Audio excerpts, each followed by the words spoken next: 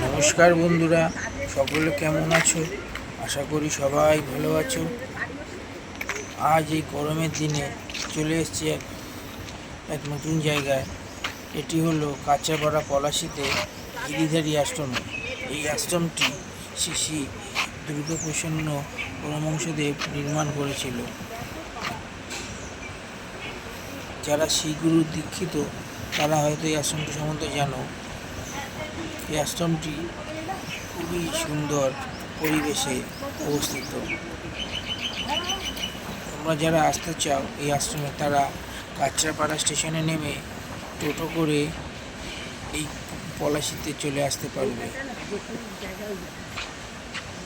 মাথা পিছু 20 টাকা করে ভাড়া পড়বে।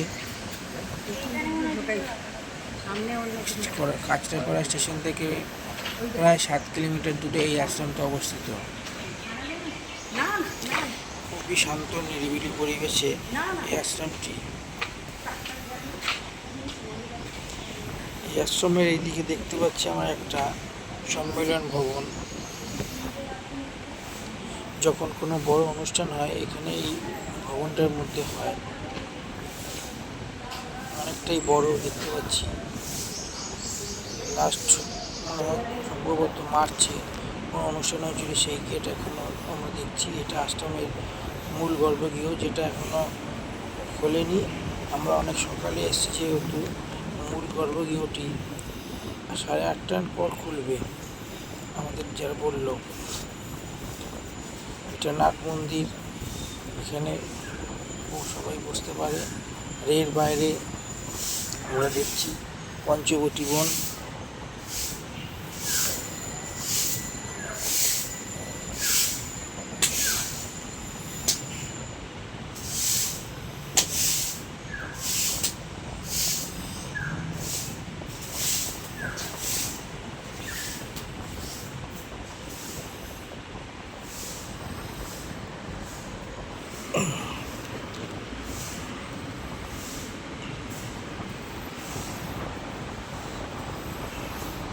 খুবই শান্ত পরিবেশ আশ্রমটি।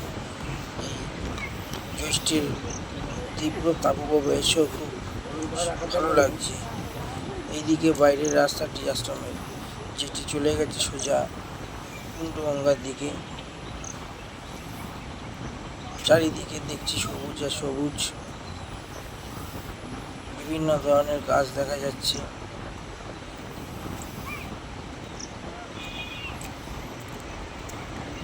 বাগানের মধ্যে দিয়ে সোজা রাস্তাটা চলে গেছে। এদিকে আমরা আম গাছ দেখতে পাচ্ছি। আম পারবো গাছে আমও ধরেছে প্রচুর দেখছি।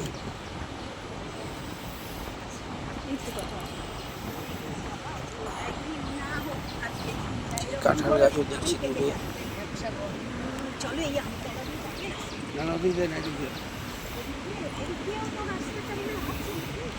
এই রাস্তাটা চারিদিকে শুধু সবুজ আর সবুজে বিস্তীর্ণ। খুবই সুন্দর পরিবেশ। আম পারবো।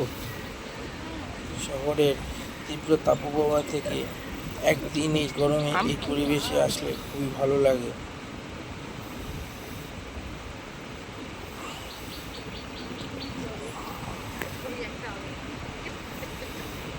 যেগুলো দেখছি আমরা আম গাছে আম হয়েছে কত।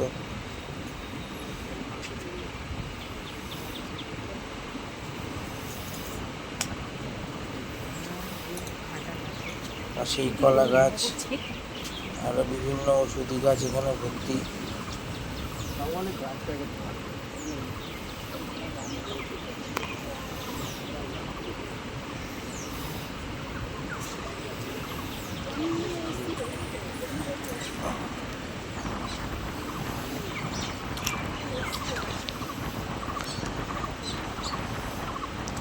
এইদিকে রাস্তাটা চলছে, শেষ হলো সে এই কুণ্ডগঙ্গার কাছে।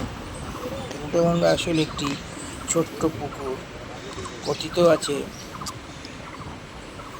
যে শ্রী শ্রী দুর্গাপ্রসন্ন পরমহংসদেব বিভিন্ন তীর্থক্ষেত্রে ভ্রমণ করে সেই বিভিন্ন তীর্থক্ষেত্র থেকে জল এনে সেই জল এখানে সেই জল দিয়ে এই কুণ্ডটি নির্মাণ করে।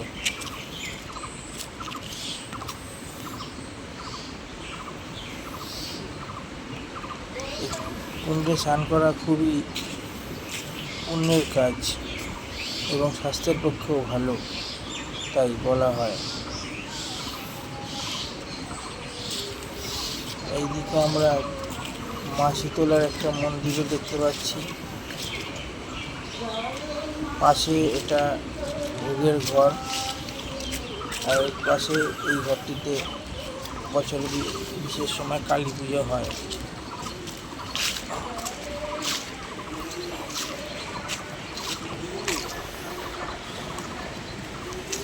এখানে গাছের তলায় আবার ভোলেনাথকেও দেখতে পেলাম।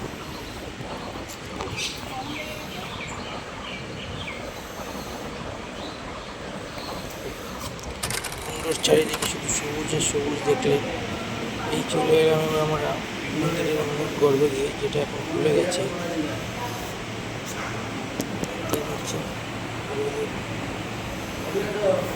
সজ্জার ঘর, পূজার মূল গর্ভে গিয়ে।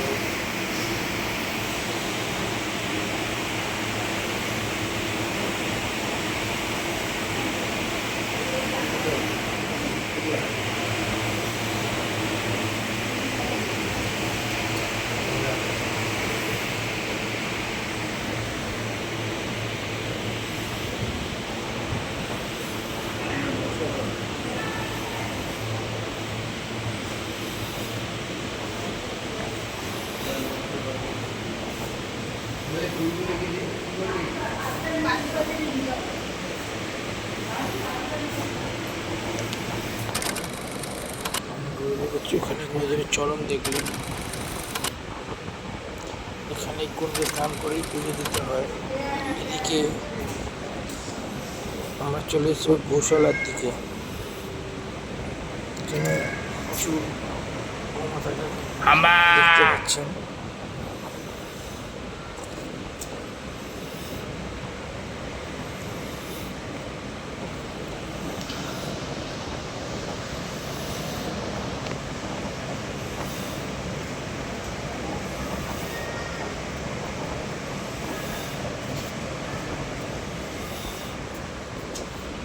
এই গোশালা থেকে আগালেও আরেকটি বাগান আছে, সেটাও আপনাদের দেখাচ্ছি।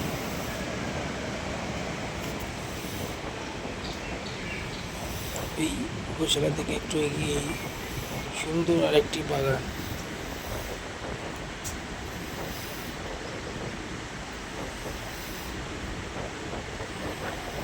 এই যে সেই বাগান, প্রচুর আম গাছ আর কাঁঠাল গাছে ভর্তি, আর বিভিন্ন ফুল গাছ, ঔষধি গাছে ভর্তি।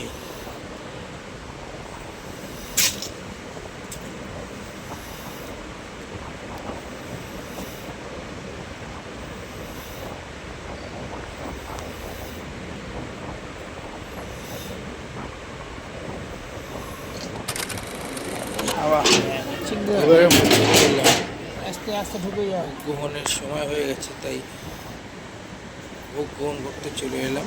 বলে রাখি, এখানে ভোগের জন্য কোনো অর্থ ধার্য করা হয় না। সকাল 11টার মধ্যে এলে সবাই ভোগ পাবেন বিনামূল্যে। আপনাদের যা ইচ্ছা প্রণাম বাক্সে আপনারা দান করতে পারেন। ভোগের জন্য কোনো নির্দিষ্ট অর্থ ধার্য করা হয় না। থালা নিয়ে 5টা এখানে থালা রাখা আছে, এখান থেকে থালা নিয়ে মহিলারা একদিকে, কোন জায়গায় বসে একদিকে বসে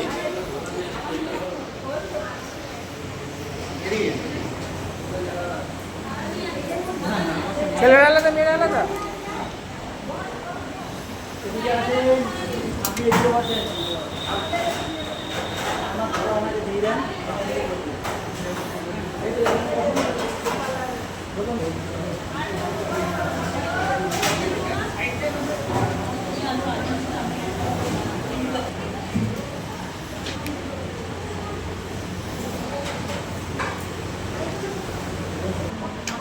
এই ভাত চলে এলো, গরম ভাত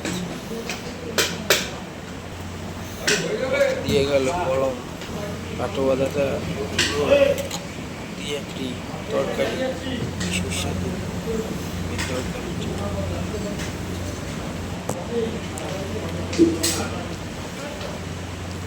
হাত তুলে রাখুন। তারপর চলে এলো ডাল, গরম ডাল, আলু পটলের তরকারি।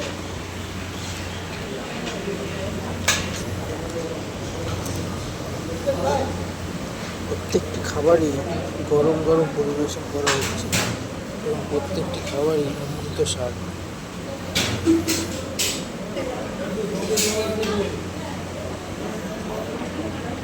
সত্যি চরম তৃপ্তি। বড় বড় রেস্টুরেন্টেও এত সুন্দর খাবার খেয়ে থাকতে হয় না, কিন্তু এখানে এই গুরুদেবের আশ্রমে এসে ভোগনের তৃপ্তি আলাদা। এখানে থালার ময়লাগুলো ফেলে এখানে নিজের থালা নিজে দিতে হবে এবং নির্দিষ্ট জায়গায় থালাটা রেখে দিতে হবে। ভিডিওটি ভালো লাগলে একটি লাইক করে দেবেন ও চ্যানেলটি অবশ্যই সাবস্ক্রাইব করে দেবেন। আজ আসি, আবার দেখা হবে পরের ভিডিওতে।